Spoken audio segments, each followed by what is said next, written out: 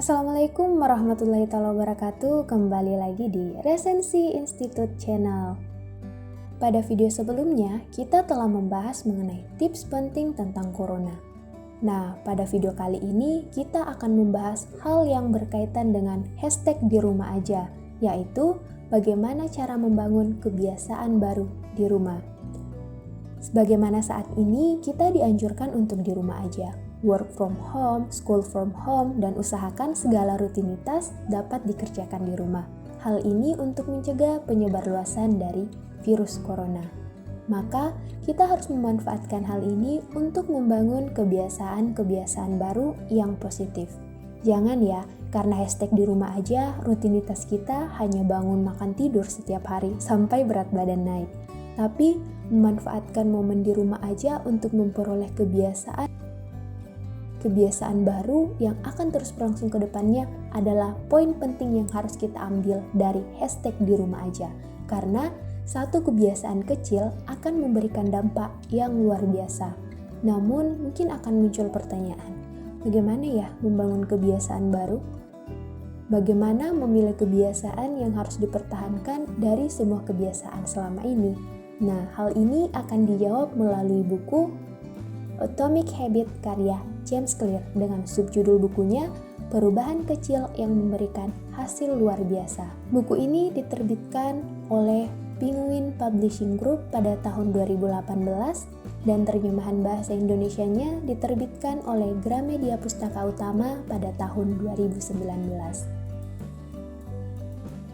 Buku ini terdiri atas 341 halaman yang dibagi dalam 6 bagian pembahasan, dan dari 6 bagian ini terdapat 4 kaidah dari membangun Atomic Habit.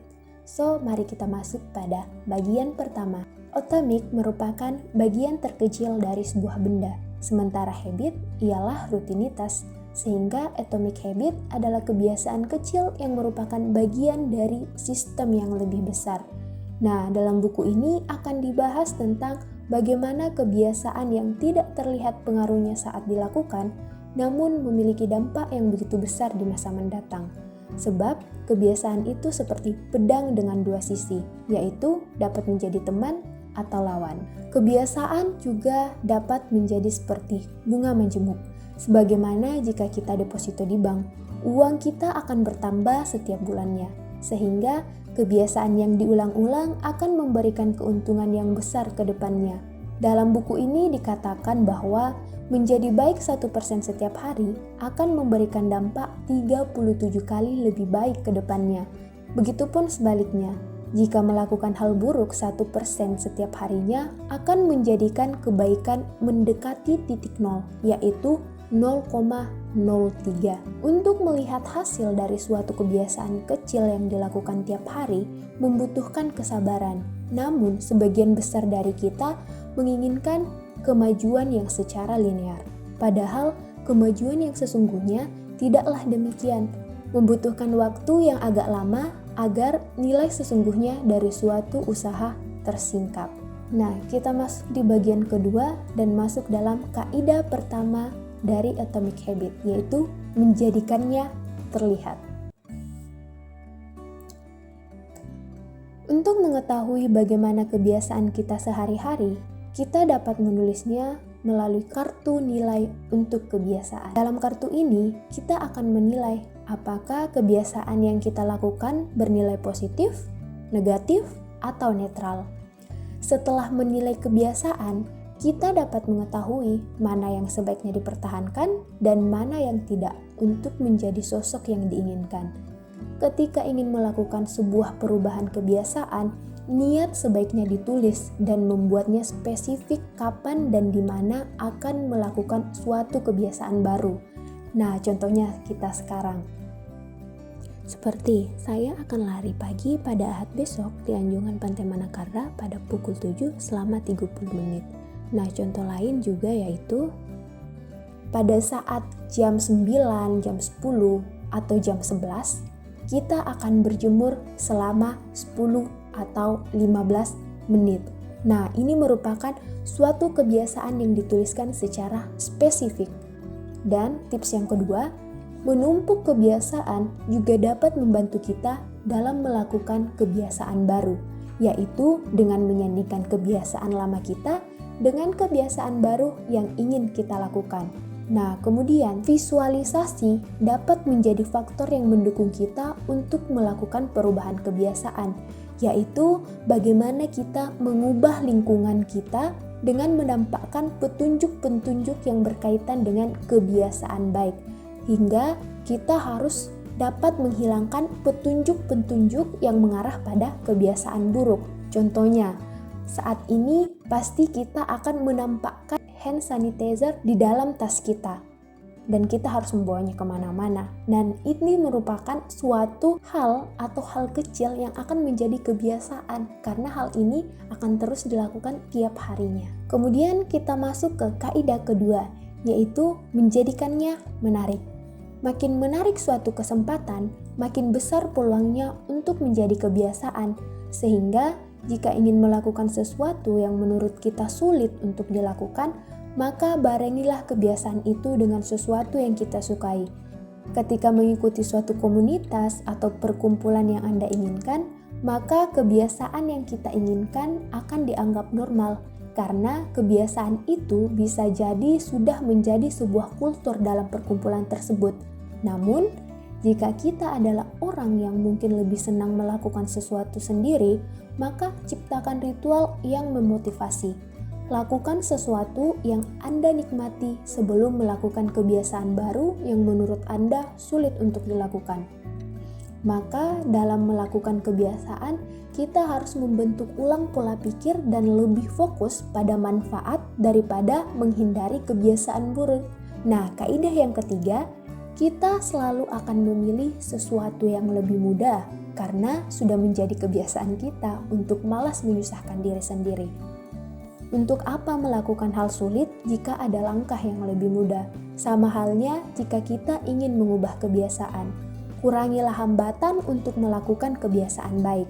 Jika ingin setiap hari setidaknya membaca beberapa lembar buku, taruhlah buku di samping tempat tidur. Jangan menyimpannya di rak buku di ruang tengah. Oleh karenanya, siapkanlah lingkungan sebaik mungkin agar kebiasaan yang ingin kita lakukan akan lebih mudah. Kita harus memanfaatkan setiap momen yang ada dengan mengoptimalkan pada kebiasaan-kebiasaan kecil yang dapat memberikan hal lebih besar untuk identitas kita. Sehingga kita harus membatasi pilihan-pilihan yang bermanfaat.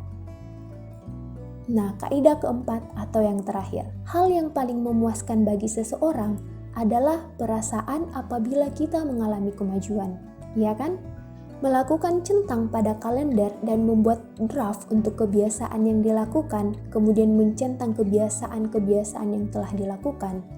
Pemantauan kebiasaan dan penelitian dengan visual dapat menjadikan kebiasaan yang dilakukan memuaskan. Dalam menjalankan kebiasaan, kita harus tidak boleh bolos. Usahakan kebiasaan tetap berjalan.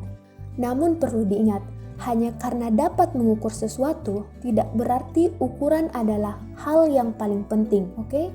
Dan perlu diingat pula bahwasanya buatlah kebiasaan buruk itu mengecewakan, karena kita akan lebih mustahil mengulang kebiasaan buruk kalau kebiasaan itu mengecewakan atau menyakitkan bagi kita.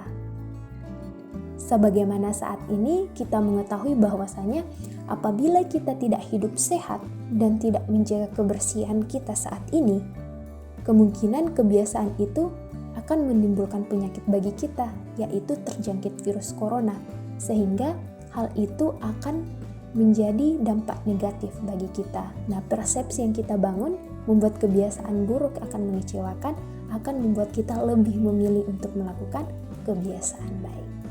Nah, bagian terakhir dari pembahasan buku ini yaitu taktik-taktik tingkat mahir. Memilih bidang yang tepat akan memaksimalkan peluang sukses. Hidup ini singkat. Kita tidak mungkin mencoba setiap bidang yang ada, sehingga kita harus dapat memilih arena yang tepat agar kebiasaan-kebiasaan yang kita lakukan merupakan kebiasaan yang kita senangi. Dan perlu diingat bahwasanya gen memiliki pengaruh penting dalam menentukan arena apa yang akan kita pilih, sebab kebiasaan akan menjadi lebih mudah dilakukan ketika sesuai dengan kemampuan alami kita, karena gen menunjukkan apa yang harus kita lakukan secara maksimal. sebagaimana aturan Goldilocks yang mengatakan bahwa manusia mengalami motivasi puncak ketika mengerjakan tugas tepat berada di batas kemampuan kita. Namun, ancaman sesungguhnya bukan kegagalan, melainkan kebosanan kita sendiri.